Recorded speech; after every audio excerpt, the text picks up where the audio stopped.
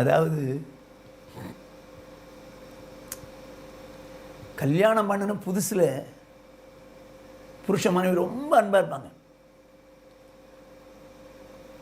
மனைவியை பார்த்து புருஷன் கண்ணே மணியே அவளே இவளேன்னுவாங்க. நம்ம சொல்லுவான், அவளும் என்ன சொல்லுவான், மாமான்னுவான், அத்தான்வா.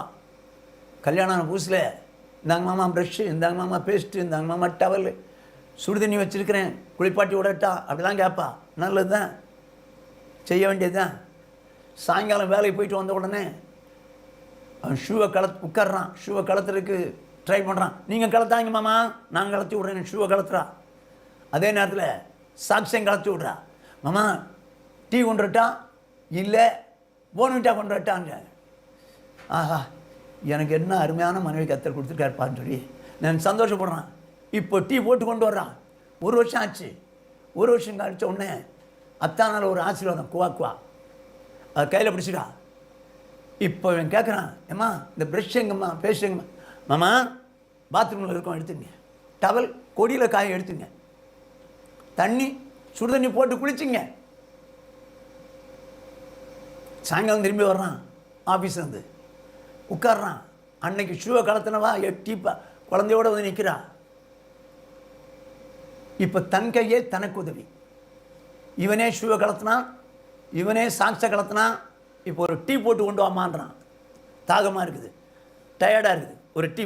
மாமா ஃப்ளாஸ்கில் ஊற்றி வச்சுருக்கேன், ஊற்றி குடிச்சுங்க. உங்களை மாதிரி தான் நானும் வேலைக்கு போயிட்டு வரேன் அப்படின்னு சொல்கிறான்.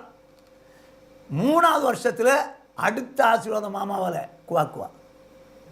இப்போ 2 குழந்தைகளை இடுப்பில் வச்சுருக்கா. இப்போ எல்லா வேலையும் செஞ்சுட்டு சாயங்காலம் ஒரு நாள் இன்ஸ்பெக்ஷன் முடிஞ்சு டயர்டாக வர்றான். அப்பா ரொம்ப டயர்டாக இருக்குப்பா அப்படின்னு சொல்லி இவனே தான் ஷூவை கலத்தினான், சாக்ஸை கலத்தினான். ஏம்மா ஒரு டீ இருந்தால் போட்டு வாங்க, ரொம்ப டயர்டாக இருக்குது, ஒரு டீ இருந்தால் போட்டு வாங்க. ஏன் 2 குழந்தைங்க கையில் வச்சுக்கா. ஏன் என்னடி ஏன்ற டயர்டாக இருக்கு, கையிருக்கல போட்டு குடிக்க வேண்டியதுனே. உங்களை மாதிரி தான் நானும் வேலைக்கு போயிருக்கேன், குழந்தையெல்லாம் பார்க்க முடியும். என்னடி சொல்கிற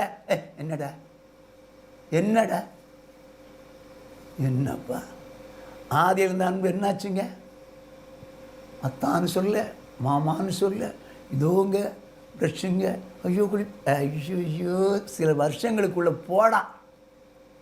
உங்கள் வீட்டில் நடக்கிறதான்னு சொல்கிறேனோ? கரெக்டாக சொல்கிறீங்க, ஃபஸ்ட்டுன்றீங்களோ? நிறைய வீட்டில் அப்படி தாங்க ஆகிப்போச்சு. அதே போல் தான் ஆண்டவர் மேலே அன்பு வச்சுருந்தாங்க ரட்சிக்கப்பட்ட புதுசில். எப்போ வருவீர் ஆத்மா